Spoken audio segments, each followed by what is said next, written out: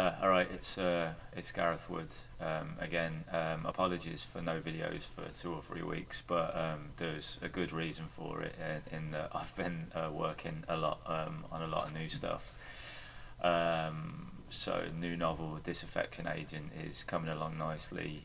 First full edit, submission ready status is not too far away. And I've been putting together a new collection of short stories. Some of them you've probably seen on here already: Man Who Had Flowers for Eyes, Prison of McMaster, a few things like that. So I'll put a couple of videos up over the weekend. This is going to be the first of them, and so this is the next story, which I hope you like, and it's called Daniel. Robert Moss heard his answer and almost could not believe that he'd actually said it. He'd grown weary of the same questions, the litany of pecking gobs, chirping, whittering, asking. He hated their pinched faces, or their bulbous, reddened, jowly chops. He loathed the same question that seemed only to intensify as he aged, as he bid farewell to his 30s.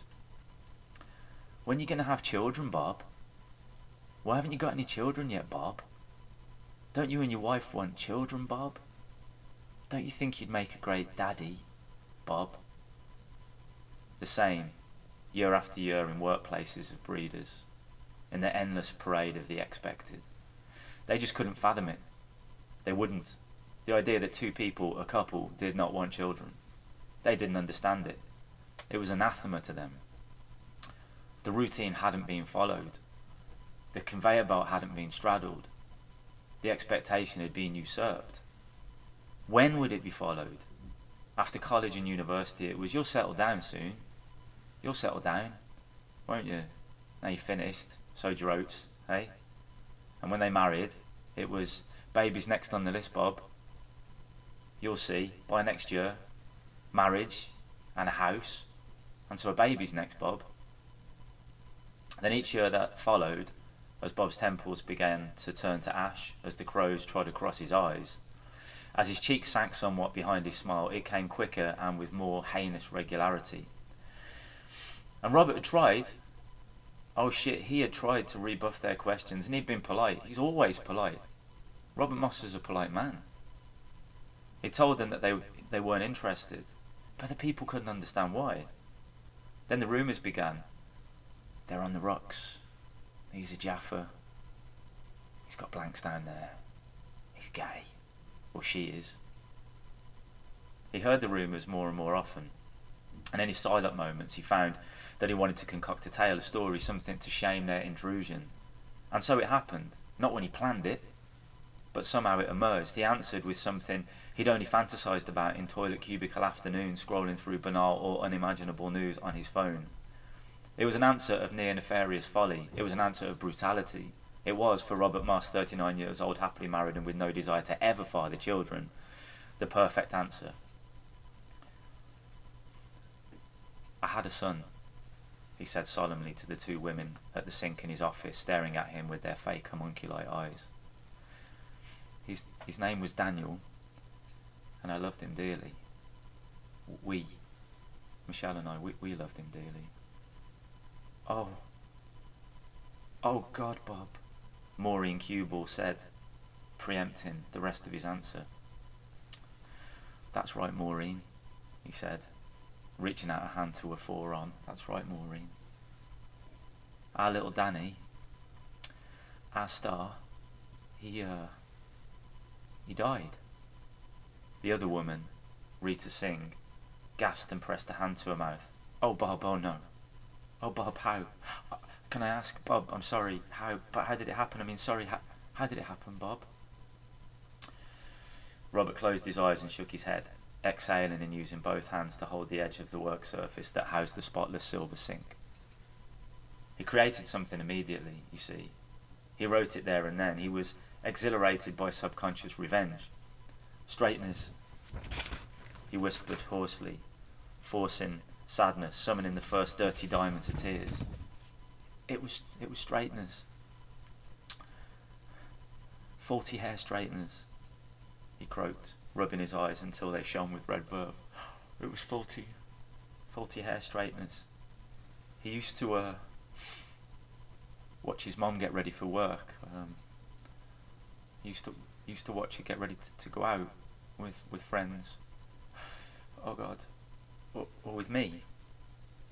He was entranced, he's mystified by it. Kids love that. Maureen engaged, and she encouraged him. She just wanted to hear more.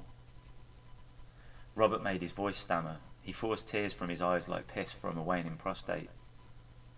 Anyway, God, this is hard. We were downstairs, and we thought he was asleep, but he'd gotten up quietly. He was only, Danny, he was only 5 years old.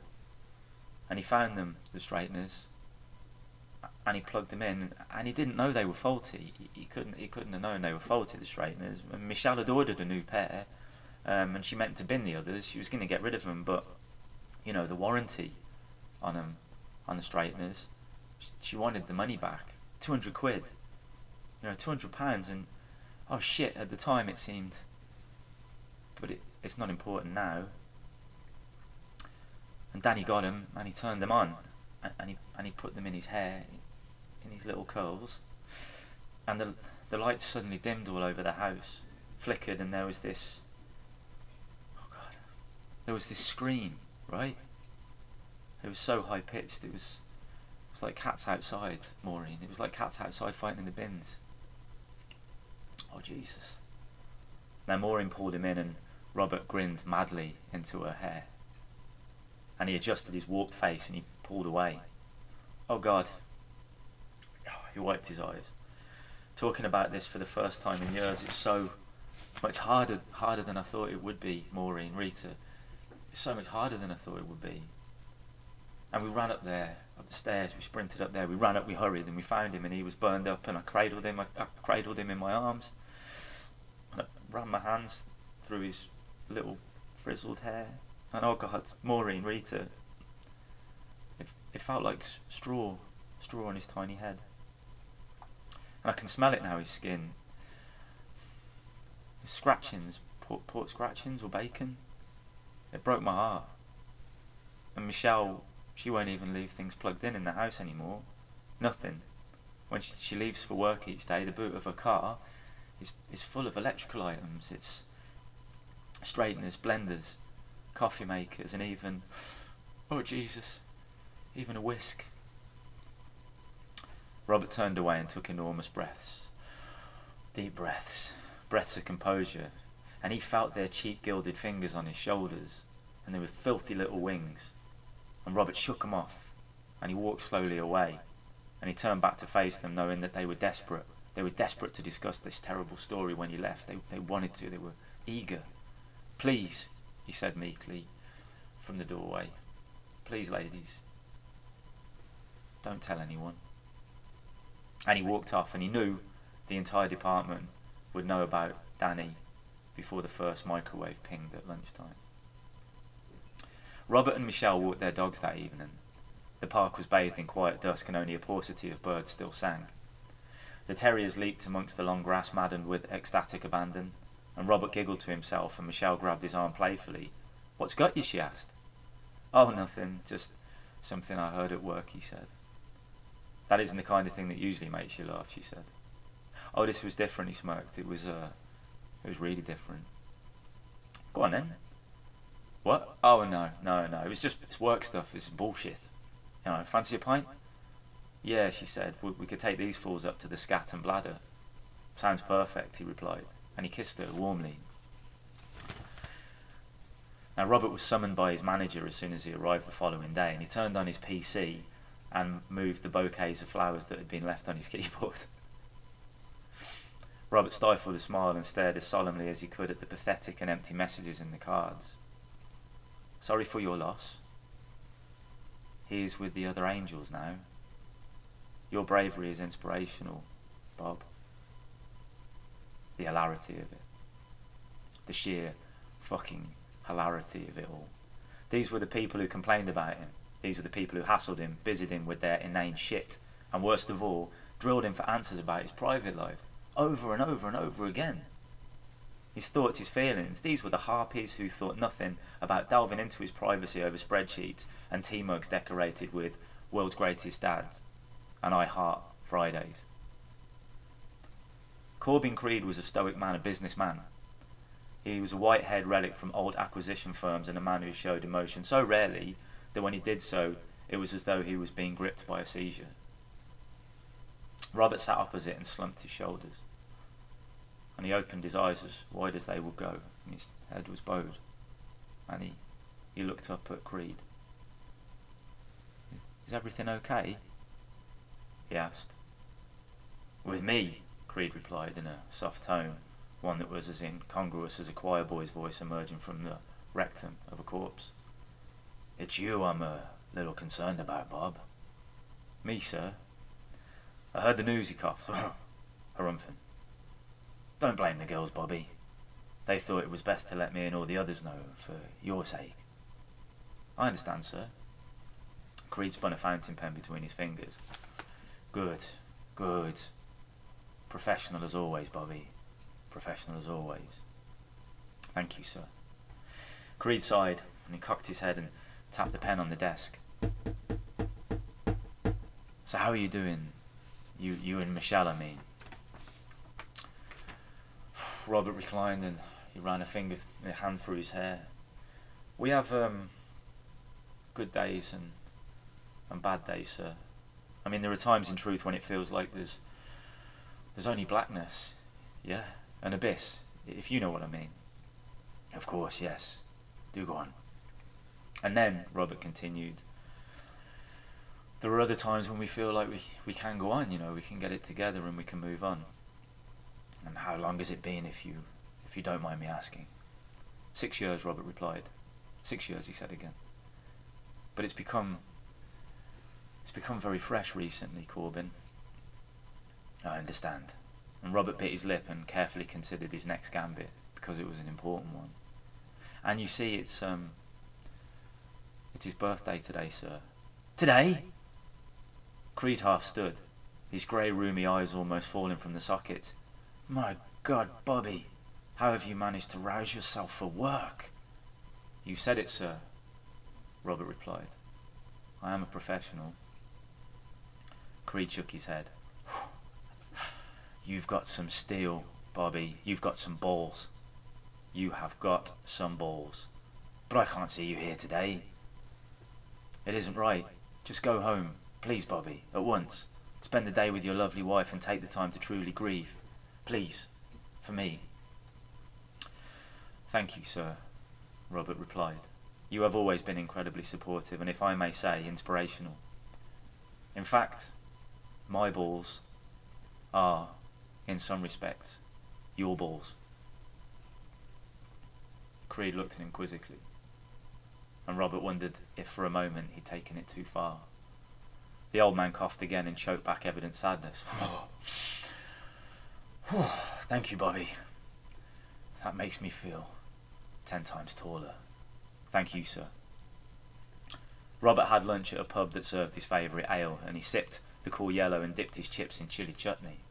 4 pints and then the cinema to watch a horror film about a ghastly child ghost.